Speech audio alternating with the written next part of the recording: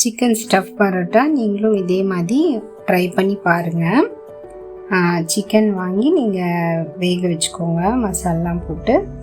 அதுக்கப்புறம் அதை கொத்தி எடுத்துக்கோங்க சின்ன சின்ன பீஸாக. வெங்காயம் தக்காளி கட் பண்ணி வச்சுக்கோங்க. 1/2 kg சிக்கனுக்கு 3 வெங்காயம் 3 தக்காளி கட் பண்ணி வச்சுருக்கோம். கொஞ்சம் வெங்காயமும் கருவேப்பிலையும் நல்லா நீங்கள் வதக்கிக்கோங்க. அது நல்ல ப்ரௌன் ஆகணும், அந்தளவுக்கு நீங்கள் வதக்கி எடுத்துக்கோங்க. இஞ்சி பூண்டு பேஸ்ட்டு ஆட் பண்ணிக்கோங்க. அதுக்கு தேவையான மசாலா 65 மசாலா, மிளகாய்த்தூள், தனியாத்தூள் இதெல்லாம் நீங்கள் ஆட் பண்ணிக்கோங்க. சிக்கன்லேயும் நம்ம இந்த மசாலாலாம் போட்டு உப்பு போட்டு இஞ்சி பூண்டு பேஸ்ட் போட்டு வேக வச்சுருக்கோம். அதுக்கு தகுந்த மாதிரி நீங்கள் இந்த மசாலா இதில் ஆட் பண்ணிக்கோங்க. தக்காளி சேர்த்துக்கோங்க. தக்காளி நல்லா வதக்கணும். தக்காளி வதக்கிட்டு நீங்கள் அதோட கூட கொஞ்சம் உப்பு ஆட் பண்ணிக்கோங்க. உப்பு சேர்த்துட்டு அது திரும்ப நீங்கள் நல்லா கிளறி விடுங்க. அதுக்கப்புறம் அந்த தக்காளி வதங்கி முடித்த உடனே சிக்கன் ஆட் பண்ணிக்கோங்க. அந்த குட்டி குட்டி பீசஸாக இருக்குது சிக்கனை சேர்த்துக்கோங்க. சேர்த்து நீங்கள் நல்லா வதக்கி விட்டுட்டு நடுவில் கொஞ்சம் ஆயில் விட்டுட்டு முட்டை ஒரு 3 முட்டை சேர்த்துக்கலாம். நீங்கள் இது 1/2 kg சிக்கனு.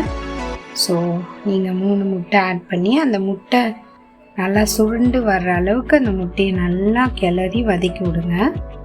அது நல்லா சுருண்டு வந்ததுக்கப்புறமா நீங்கள் டோட்டலாக எல்லாத்தையும் சேர்த்து நீங்கள் கிளறி விடுங்க. ஸோ அந்த முட்டை நல்லா வதங்கணும். அதுக்கப்புறம் மொத்தமாக நீங்கள் கிளறி விடுங்க. இப்போ நம்மளுக்கு ஸ்டஃப் பரோட்டாக்கு இது ரெடி ஆகிடுச்சு. கொத்தமல்லி தூவிக்கோங்க. அதை எடுத்து வச்சுட்டு நீங்கள் நெக்ஸ்ட்டு இதுக்கு மாவு பிசைஞ்சுக்கோங்க.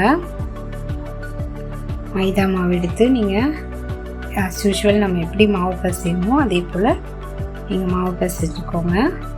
அதுக்கப்புறமா அதை உருட்டிட்டு நம்ம சப்பாத்தி பூரி உருட்டுற மாதிரி உருட்டி அந்த நம்ம ரெடி பண்ணி வச்சுருக்க சிக்கன் மசாலா அதில் போட்டு நீங்கள் க்ளோஸ் பண்ணி மாவை 4 பக்கமும் ஆஸ் யூஷுவல் நம்ம எப்படி உருட்டுவோமோ அதே போல் நீங்கள் மாவை